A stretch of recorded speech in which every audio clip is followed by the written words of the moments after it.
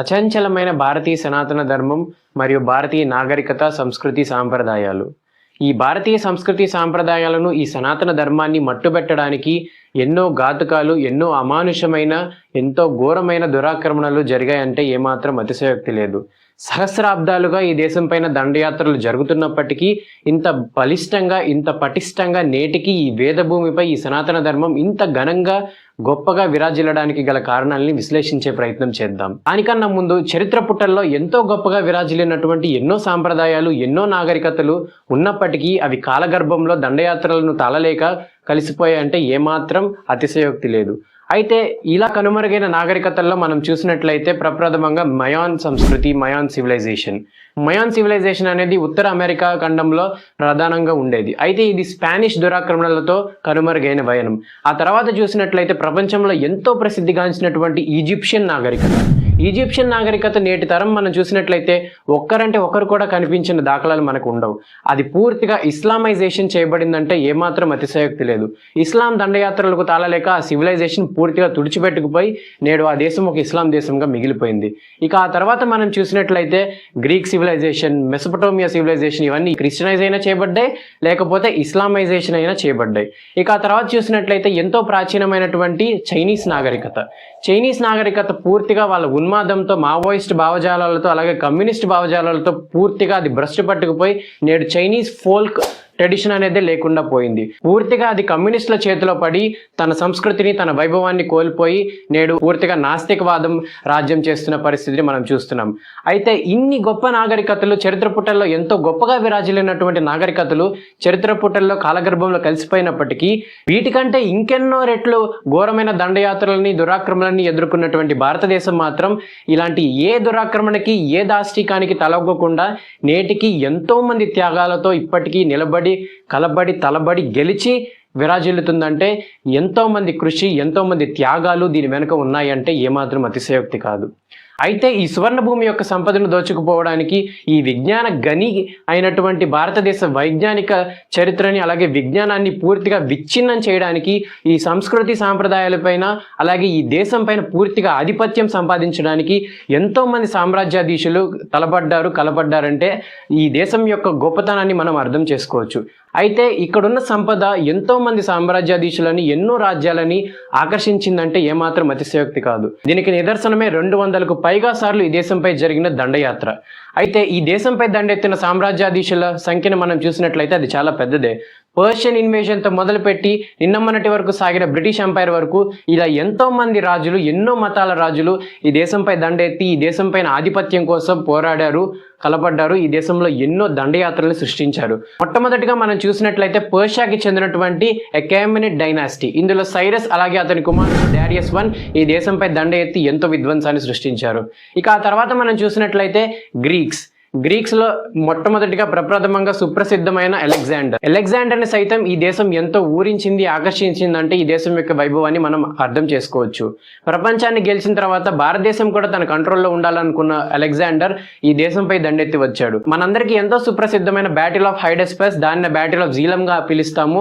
జీలం నది తీర ప్రాంతంలో జరిగిన ఈ యుద్ధంలో పురుషోత్తముడు ఎంతో ధైర్యంగా, అలాగే అతని సైన్యం ఎంతో వీరోచితంగా పోరాడి అలెగ్జాండర్ సైన్యాన్ని సైతం వెనకడుగు వేయించగలిగిందంటే ఈ దేశంలో ఉన్న క్షత్రియుల యొక్క క్షమతను, క్షాత్రాన్ని మనం అర్థం చేసుకోవచ్చు. అయితే దీని తర్వాత హ్యూనాస్ దండయాత్రలు సాగాయి. ఆ తర్వాత ఇస్లామిక్ దండయాత్రలు మొదలయ్యాయి. 712 AD ప్రాంతాలలో ఇస్లామిక్ దండయాత్రలు మొదలయ్యాయి. మొట్టమొదటిగా అరబ్ నుంచి వచ్చిన ఆయన మహమ్మద్ బిన్ కాసిం. అయితే దాని తర్వాత తురుష్కుల దండయాత్రలు కూడా మొదలయ్యాయి ఈ దేశం పైన. మహమ్మద్ గజ్నీ, అలాగే అతని తర్వాత మహమ్మద్ గోరీ, ఈ మధ్యలోనే ఢిల్లీ సుల్తానేట్ జరిగింది. ఇక ఆ తర్వాత వచ్చినటువంటి ముఘల్ ఎంపైర్ దాదాపుగా 300 సంవత్సరాల వరకు సాగింది. అయితే దాని తర్వాత వచ్చింది బ్రిటిష్ ఎంపైర్. అయితే ఒక ముఘల్ ఎంపైర్ సమయంలోనే మనం చూసినట్లయితే రిపోర్ట్స్ ప్రకారం దాదాపుగా 36,000కు పైగా దేవాలయాలు ధ్వంసమయ్యాయంటే ఈ దేశాన్ని వాళ్ళు ఎంత విచ్ఛిన్నం చేయాలనుకుంటున్నారో మనకి అర్థమవుతుంది. దానికి ముందున్న మహమ్మద్ గజ్నీ ఈ దేశంలో ఉన్న ఎన్నో దేవాలయాలపై దాడి చేసి అక్కడ సంపదను దోచుకొని పోయిన వైనాన్ని ఈ దేశం చూసింది. ఈ దేశంలో దండయాత్ర జరగని, దోచుకోబడిన దేవాలయాలు ఎన్నున్నాయంటే అవి వేళ్ల మీద లెక్క పెట్టొచ్చు. దాదాపుగా ఉత్తర భారతదేశం అయితే దీనికి తీవ్రంగా సఫర్ అయిందంటే ఏమాత్రం అతిశయోక్తి కాదు. ఉత్తర భారతదేశంలో కాశీ విశ్వేశ్వరుణ్ణి మొదలు పెడితే, అయోధ్య రాముడి తిరుపతి వరకు, ఆ తర్వాత సోమనాథుడి వరకు, ఆ తర్వాత మధుర వరకు, ఆ తర్వాత ఉజ్జయిని మహాకాళేశ్వరుడి వరకు, ఇలా పూరి జగన్నాథుడి వరకు, ఇలా ఎన్నో సుప్రసిద్ధమైన మనం ఎంతో భక్తితో కొలుచుకునే దేవాలయాలపైన ఈ తురుష్కులు, ఈ ఇస్లామిక్ ఇన్వేడర్స్ దండయాత్ర చేశారు. అక్కడున్న సంపదని దోచుకుపోయారు. అయితే ఇన్ని దండయాత్రలు, ఇన్ని అమానుషమైన ఘాతుకాలు చేసినా కానీ ఈ సాంప్రదాయాన్ని, ఈ సనాతన ధర్మాన్ని ఎందుకు తుడిచిపెట్టలేకపోయారు, ఎందుకు కనుమరుగు చేయలేకపోయారు? దీని కారణాలను విశ్లేషిద్దాం. ముందుగా సనాతన ధర్మంలో ఉన్న గొప్పతనం ఏంటంటే, ఇక్కడ ఇది ఇలాగే చేయాలి అని ఒక ఇన్స్టిట్యూషనల్ కానీ, ఇది ఇలాగే ఉండాలి అని ఒక ఆర్గనైజేషన్ కానీ ఖచ్చితంగా మనకి ఎక్కడ కనపడదు. ఇది చాలా సింపుల్గా ఉండే ఒక కాంప్లెక్స్ కాన్సెప్ట్ అంటే ఏమాత్రం అతిశయోక్తి కాదు. సనాతన ధర్మంలో ఒక దేవుడినే పూజించాలి, ఒక విగ్రహాన్నే పూజించాలి, లేకపోతే ఒక ఆలయంలోనే పూజించాలి, ఈ పద్ధతిలోనే పూజించాలి, ఈ పద్ధతిలో కూడదు అనేటువంటి ఆచారాలు మనకు దాదాపుగా కనపడవు. ఎక్కడ ఏ స్వరూపాన్ని పూజించినా అది భగవతో లేదా భగవతీ స్వరూపంగానే మనం చూస్తాము. అది ఈ సనాతన ధర్మంలో ఉన్న మెయిన్ కాన్సెప్ట్. వారు ఎందుకు తుడిచిపెట్టలేకపోయారంటే సనాతన ధర్మాన్ని మెయిన్గా వాళ్ళు ఫోకస్ చేసింది దేన్ని కొడితే ఈ ధర్మం అంతమవుతుంది, దేవాలయాలు కొడితే అంతమవుతుందని భావించారు. అందుకనే దేవాలయాల మీద దాడి చేశారు, దేవాలయాల్ని కూల్చివేశారు. అయినప్పటికీ ఈ ధర్మం కొంచెం కూడా పెకిలించబడలేదు. ఈ మత పెద్దల్ని చంపేస్తే ఆగిపోతుందేమో అనుకున్నారు. ఎంతో మంది అర్చక స్వాముల్ని, బ్రాహ్మణుల్ని, పీఠాధిపతుల్ని అతి కిరాతకంగా ఈ ఇన్వేడర్స్ చంపారంటే ఏమాత్రం అతిశయోక్తి కాదు. అయినప్పటికీ ఈ గురువు లేకపోయినా, ఒక అర్చక స్వామి లేకపోయినా ఈ ధర్మం ఎక్కడ ఆగలేదు. ఎంతో మంది గుళ్లకు రక్షణగా నిలిచి వారి ప్రాణాలను సైతం అర్పించి గుళ్ళను కాపాడుకునే ప్రయత్నం చేసి వీరమరణం పొందారు అంటే చరిత్రలో ఈ సంస్కృతి ఎంత కష్టపడిందని మనం అర్థం చేసుకోవచ్చు. ఇన్ని దేవాలయాలు ధ్వంసమైనప్పటికీ ఇంతమంది సాధువులు, పురోహితులు, అర్చకులు, సామాన్యులైనటువంటి పురుషులు, స్త్రీలు, చిన్నపిల్లలపై మారణహోమం సృష్టించబడినప్పటికీ మన జ్ఞాన గనులైనటువంటి తక్షశిల విశ్వవిద్యాలయం, నలంద విశ్వవిద్యాలయం వంటి మరెన్నో విశ్వవిద్యాలయాలు విచ్ఛిన్నం చేయబడినప్పటికీ కూడా ఈ సనాతన ధర్మం ఇంత పటిష్టంగా నేటికి ఈ వేదభూమిపై, ఈ పుణ్యభూమిపై విరాజిల్లుతున్నాయంటే దీని యొక్క కోర్ ప్రిన్సిపల్స్ మన యొక్క పురాణాలలోనే మనకి కనిపిస్తూ ఉంటాయి. భగవద్గీతలో మనం చూసినట్లయితే 7:8 శ్రీకృష్ణ పరమాత్మ రసోయహమప్సు కౌంతేయ ప్రభాస్మిన్ శశి సూర్యయోహో ప్రణవ సర్వ వేదేషు శబ్ద కే పౌరుషం ఋషు. దీని అర్థం నీళ్ళలో ఉన్న రుచిని నేను, సూర్యచంద్రుల యొక్క తేజస్సును నేను, అలాగే మన వేద మంత్రాలలో ఉన్నటువంటి పవిత్రమైన ప్రణవ శబ్దాన్ని నేను, అలాగే మానవాళిలో ఉన్నటువంటి చైతన్య శక్తిని నేను అని శ్రీకృష్ణ పరమాత్మ చెప్తున్నాడు. శ్రీకృష్ణ పరమాత్మ నేను కేవలం దేవాలయాల్లో ఉన్న విగ్రహాన్ని నేను అని చెప్పడం లేదు, ఈ సృష్టిని నేను సర్వాంతర్యామిని అని సెలవిస్తా ఉన్నాడు. ఇంకా మరెన్నో రిఫరెన్సెస్ మనం చూసినట్లయితే ఏ పూజ ఏ రూపాన ఏ భగవంతుడి నామం మీద చేసినప్పటికీ కూడా, ఒక చెట్టుకి చేసినా, ఒక పుట్టకి చేసినా అది పరంధామునికే చెందుతుందని శ్రీకృష్ణ పరమాత్మ స్వయంగా తన నోటితో భగవద్గీతలో మనకి సెలవిచ్చిన దాఖలాలు మనం ఎన్నో చూస్తూ ఉంటాం. అలాగే ఈ ధర్మం ఒక రూపంలోనో కేవలం ఒక చిహ్నంలోనో మాత్రమే భగవంతుడిని చూడట్లేదు. సర్వవ్యాపకుడైన పరమాత్మను సృష్టి అంతటా చూస్తున్నది కాబట్టే ఇప్పటికీ కూడా ఈ ధర్మం ఇంత బలిష్టంగా, ఇంత గొప్పగా విరాజిల్లుతుంది అని మనం చెప్పొచ్చు.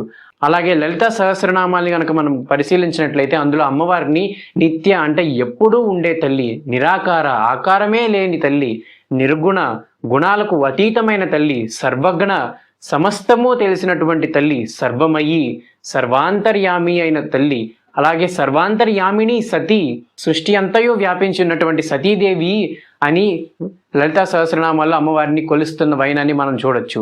ఇంకా మనం చూసినట్లయితే చిచ్చక్తి చేతనారూప జడశక్తి జడాత్మిక అంటే కదులుతున్న జీవులలో చైతన్య శక్తివై ఉన్నావమ్మా, కదలని వస్తువులు జడశక్తివై ఉన్నావమ్మా అని మనం సహస్రనామాలలో పరమేశ్వరిని, సర్వవ్యాపి అయిన అమ్మవారిని మనం కొలుస్తూ ఉన్నాం. అంటే అమ్మవారిని కేవలం ఒక చీర కట్టుకొని ఉన్న ఒక స్త్రీమూర్తిగానో, ఒక కేవలం విగ్రహం మూర్తిగానో చూడట్లేదు, సర్వవ్యాపి అయిన శక్తిగా చూస్తున్నాం. అందుకు ఈ ధర్మం ఇంతవరకు కూడా నిలబడగలిగిందని మనం ఖచ్చితంగా చెప్పొచ్చు. ఈ దండయాత్రికులు పూజారులను హత్య చేసినప్పటికీ, గురువులే లేకుండా చేసినప్పటికీ, మత సంప్రదాయాలను పాటించకుండా చేసినప్పటికీ, దేవాలయాలను ధ్వంసం చేసి భగవంతుణ్ణి భక్తుణ్ణి దూరం చేసే ప్రయత్నం చేసినప్పటికీ కూడా ఎంతో నిష్టగా భక్తులు తమకు తెలిసిన మార్గాలలో భగవంతుణ్ణి ఉపాసించారు. ఏ ఉపాసన చేసినా, ఏ మార్గాల్లో భగవంతుణ్ణి పూజించినా అది తనకే చెందుతుందని పరంధాముడు భగవద్గీతలో చెప్పలేదా? అందుకనే ఈ ధర్మం ఇప్పటికీ కూడా ఇంత ఘనంగా విరాజిల్లుతుందని మనం చెప్పొచ్చు. ఇంకా మనం చూసినట్లయితే యాదేవి సర్వభూతేషు శక్తి రూపేణ సంస్థిత అని అమ్మవారిని మనం కొలుస్తున్నామే. అంటే సర్వభూతముల యందు ఉన్న తల్లి, శక్తి రూపంలో ఉన్న తల్లి అని మనం అమ్మవారిని కొలుస్తున్నాము. ఈ దేశం ఎంత గొప్పది అంటే స్వయంగా జవహర్లాల్ నెహ్రూవే పేర్కొన్నారు, ఆకలిలో కూడా భగవంతుడిని చూసిన దేశమయ్యా ఇది అని. అవును, యాదేవి సర్వభూతేషు క్షుధారూపేణ సంస్థ అని ఆకలిలో సైతం పరమేశ్వరుని చూసిన సంస్కృతి ఈ దేశంకే చెందింది అని చెప్పొచ్చు. అలాగే కాళిదాసు మహాకవి రచించినటువంటి శ్యామలా దండకంలో అమ్మవారిని కవి సర్వతీర్థాత్మికే, సర్వతంత్రాత్మికే, సర్వయంత్రాత్మికే, సర్వమంత్రాత్మికే, సర్వపీఠాత్మికే, సర్వతత్వాత్మికే, సర్వవిద్యాత్మికే, సర్వయోగాత్మికే, సర్వనాదాత్మికే, సర్వశబ్దాత్మికే, సర్వవిశ్వాత్మికే, సర్వదీక్షాత్మికే, సర్వముద్రాత్మికే, సర్వశక్త్యాత్మికే, సర్వవర్ణాత్మికే, సర్వసర్వాత్మికే, హే జగన్మాతృకే పాహిమాం అని కాళిదాస మహాకవి మనకి శ్యామలా దండకంలో ఉద్ఘాటిస్తూ ఉన్నారు. అంటే ఈ దేశం, ఈ జాతి, ఈ సంస్కృతి ఎన్నింటిలో భగవంతుడిని దర్శించిందో చూడండి. మొత్తం సమస్త విశ్వంలోనూ భగవతీ స్వరూపాన్ని దర్శించిన జాతి కాబట్టే ఇప్పటికీ ఈ ధర్మం ఇలాగే కొనసాగుతూ ఉన్నది. విద్యలోనూ వర్ణాలుగా విభజించి దాన్ని ఒకళ్ళు ఎక్కువ ఒకళ్ళు తక్కువ అనే డివిజన్స్ తీసుకొచ్చారు. ఆ అన్ని వర్ణాలలోనూ శోభిస్తున్నది భగవతీ శక్తియే అని కాళిదాస మహాకవి మనకి శ్యామలా దండకంలో చెప్తున్నారు. విద్యలలోనూ, శబ్దాలలోనూ, అన్నింటలోనూ దేవిని దర్శించినటువంటి సంస్కృతి ఇది. అందుకనే ఈ ధర్మం ఇప్పటికీ కూడా చెక్కు చెదరకుండా ఉన్నది. ధర్మానికి ఆటంకం వచ్చినప్పుడల్లా నేను అవతరించి దానిని కాపాడుతానని కృష్ణ పరమాత్మ చెప్పినట్లుగానే రామకృష్ణ అవతారాల్లోనే కాకుండా తర్వాత ధర్మానికి ఎప్పుడు ఆటంకం వచ్చినప్పుడు కూడా ఒక ఛత్రపతి శివాజీ మహారాజ్ రూపంలోను, ఒక ఝాన్సీ లక్ష్మీబాయి రూపంలోను, ఒక రామకృష్ణ పరమహంస రూపంలోను, ఒక వివేకానంద రూపంలోను, ఒక షిరిడి సాయినాథుని రూపంలోను, ఎన్నో రూపాలలో భగవత్ శక్తి ఈ భూమి మీద అవతరించి ధర్మాన్ని కాపాడే ప్రయత్నం చేస్తూనే ఉన్నది. ఇంత ఔన్నత్యం కలిగిన ధర్మాన్ని మనం ఎంతో కాపాడుకోవాల్సిన అవసరం నేటి తరమైన మన మీద కూడా ఉన్నది. ఇది ఎన్నో త్యాగాల ఫలితమని గుర్తుంచుకోవాల్సిన అవసరం మనకు ఉన్నది. ఇది ఒక మతం అనుకుంటే అది మన పిచ్చే అవుతుంది. ఇది ఒక సత్యమైన మార్గం అని తెలుసుకోవాల్సిన అవసరం మన మీద ఉన్నది. ఇది ఇలాగే ఉండాలి అన్నటువంటి మతం కాదు. భగవంతుడు ఎక్కడో స్వర్గంలోనో ఎక్కడో సింహాసనంలోనో ఉన్నాడు అన్న మతం కాదు. భగవంతుడు నీలోనూ ఉన్నాడు, నువ్వే అయి ఉన్నావు అని లలితా సహస్రనామంలో తత్వం అయ్యి అన్న పదాలు మనకి చెప్తున్నాయి. తత్ అంటే అమ్మవారు, అది అని. త్వం అంటే నువ్వే అమ్మవారు అని. అయ్యి అంటే అమ్మగా ఉన్న అమ్మవారు అని. అంటే నువ్వే పరబ్రహ్మ స్వరూపానివయ్యా అని చెప్తున్న సంస్కృతి ఇది. అన్నింటిలోనూ, దేనిలోనూ వదలకుండా అన్నింటిలోనూ భగవత్ స్వరూపాన్ని మనం దర్శిస్తున్నాం కాబట్టే ఇప్పటికీ కాదు ఎప్పటికీ ఎంతమంది దండయాత్రికులు వచ్చినా, ఎన్ని దేవాలయాలను ధ్వంసం చేసినా, ఎంతమందిని జెనోసైడ్ చేసినా ఈ ధర్మం చెక్కు చెదరదని మనం చెప్పొచ్చు. అయితే మనపై ఉన్న బాధ్యత దీన్ని కాపాడుకోవడం. ఒక ఆలయాన్ని సందర్శించినప్పుడు దాన్ని ఎంతో అపురూపంగా చూడండి. ఎందుకంటే ఎన్నో దండయాత్రలు దాటిన తర్వాత మనకు మిగిలిన ఆ కొద్ది సంపద ఆ దేవాలయాలు. కాబట్టి వాటిని జాగ్రత్తగా కాపాడుకుందాం మనం. ఆ బాధ్యత మనపై ఉన్నది. ఈ సంస్కృతిని ముందుకు తీసుకెళ్లాల్సిన అవసరం మనపై కూడా ఉన్నది. కాబట్టి ఈ ధర్మాన్ని ఆచరిస్తున్నందుకు గర్వపడుతూ ధన్యులై ఉన్నామని భావిస్తూ ఇక సెలవు తీసుకుంటున్నాను. శ్రీమాత్రే నమః. లోకా సమస్త సుఖినో భవంతు.